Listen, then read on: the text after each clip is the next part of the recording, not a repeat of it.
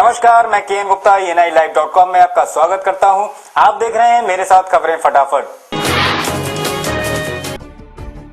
नेपाल में राहत के लिए जहां दुनिया के हाथ आगे बढ़ रहे हैं, वहीं उत्तराखंड के मुख्यमंत्री हरीश रावत खुद नेपाल के सहयोग के लिए झोली फैलाने में जुट गए हैं। इसी के चलते उन्होंने उद्योगपतियों, सामाजिक संस्थाओं और संत समाज से मदद की अपील की है। वहीं मुख्यमंत्री को इन सभी ने नेपाल के लिए हर संभव मदद का आश्वासन भी दिया है।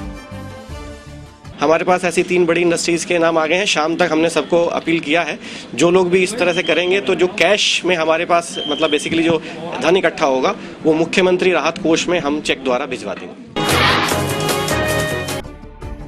नेपाल में आए भूकंप का दर्द गाजियाबाद के एक परिवार की आंखों में साफ देखने को मिला। यहाँ ये परिवार नेपाल के ललितपुर में रहता था। भूकंप का सारा मंजर इन लोगों ने अपनी आंखों से देखा, जिससे ये अभी भी सदमे में है। बमुश्किल ये लोग जान बचाकर यहाँ भारत आ सके हैं।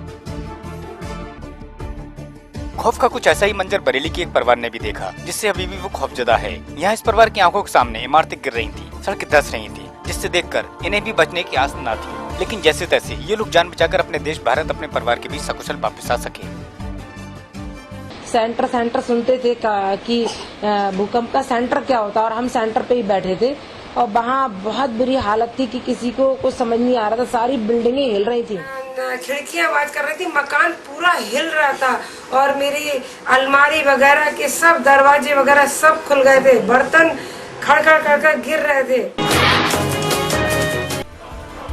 पीलीभीत में खाकी को शर्मसार करने वाला मामला सामने आया है। यहाँ विश्राम सिंह नाम के दरोगा ने शराब पीकर खाकी की गर्मा को शर्मसार किया है। इतना ही नहीं, दरोगा जी नशे की हालत में धुत होकर रात भर सड़क किनारे चबूतरे पर भी पड़े रहे, जिनको बाद में एसपी के आदेश पर मेडिकल के लिए भिजवाया गया। अब फिलहाल एसपी ने इनको सस्पेंड कर दिया है और इनके खिलाफ कार्रवाई की बात को कहा है।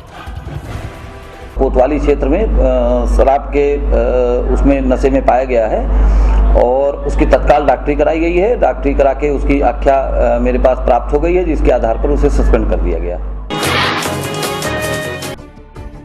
बद्रीनाथ जाते समय रामपुर के ज्योतिषमत बद्रिकाश्रम के जगतगुरु शंकराचार्य स्वामी वासुदेवानंद जी महाराज ने नेपाल में आई विभीषिका के लिए मानवों को खुद ही जिम्मेदार ठहराया। वहीं उन्होंने जिले के भैरवनाथ मंदिर में रुककर लोगों को प्रकृति के साथ छेड़छाड़ी न करने की हिदायत भी दी। देव आराधन करना चाहिए, जिससे चाहे नेपाल हो, चाहे भारत हो, चाहे और देश क्यों न हो, उन सब की रक्षा हो सके, सब सुखी रहे।